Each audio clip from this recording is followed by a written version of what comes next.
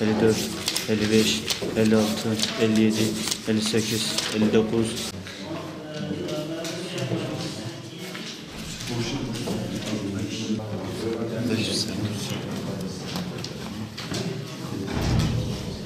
Mühürümüz nerede hocam? Mühürüm. Nasıl bir şey?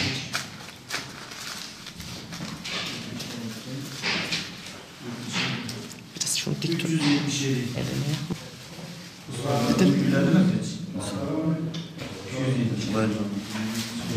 Maşallah.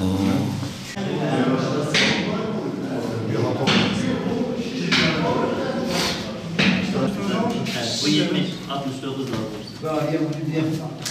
Sen orada adamın var. Evet. En son sayfa.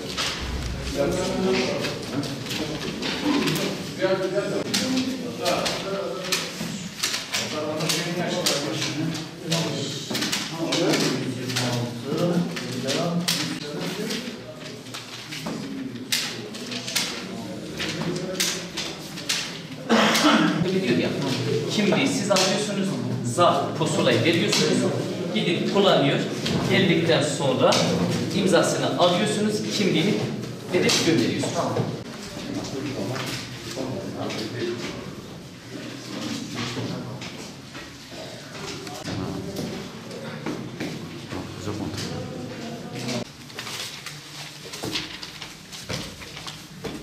Bravo, teknoloji, gelişmiş teknoloji.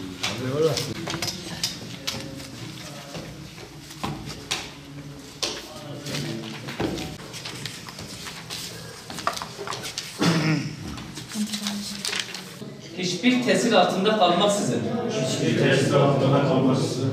hiç kimseden korkmadan, Hiç kimseden korkmadan. seçim sonuçlarının tam ve doğru Seçim sonuçlarının tam ve doğru. olarak belirlemesi için görevimi Olarak verilen seçim görevlerini kanuna göre dosdoğru yapacağıma, doğru yapacağıma, namusum, vicdanım ve bütün mukaddesatı üzerine and içerim.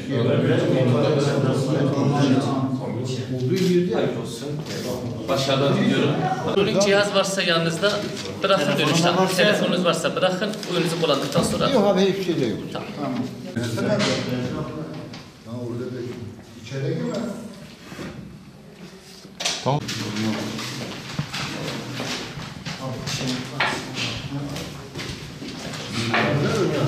İlgisi zaten.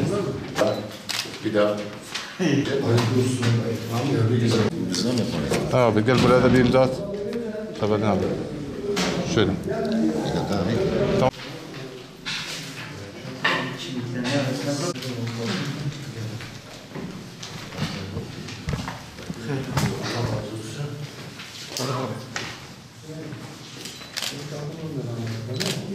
Tamam, sıkıntı yok.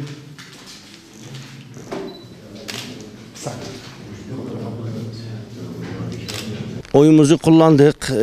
Öncelikle oyumuzun memleketimiz için, ilçelerimiz için ve tüm Türkiye'ye hayırlı ve uğurlu olmasını dilerim. Memleketimiz için de en hayırlısı kimse Cenab-ı Allah'tan niyaz ederim. Beklentimiz ne olur? Beklentimiz öncelikle memleketimize güzel bir hizmet yapmaları, gereken yollarımızın onarımları, yani belediyeye düşen görev neyse ellerinden geleni yapmasını istiyorum. Öncelikle memleketimiz için ve tüm Türkiye için. Sıkıntı inşallah olmaz da Cenab-ı Allah bu seçimi hayırlı uğurlu kılsın. Vatan için, memleket için, millet için en hayırlısı kimse Cenab-ı Hak ona nasip etsin. Rabbim memleketimize zeval vermesin.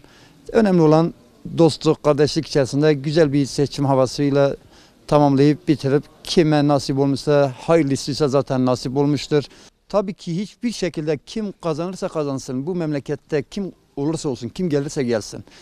A partisi, B partisi diye bir ayrım yapmaması gerekiyor. Hizmet yapması lazım. Herkese eşit gitmesi lazım. Her ayrım yapmamalarını zaten özellikle biz tavsiye ediyoruz.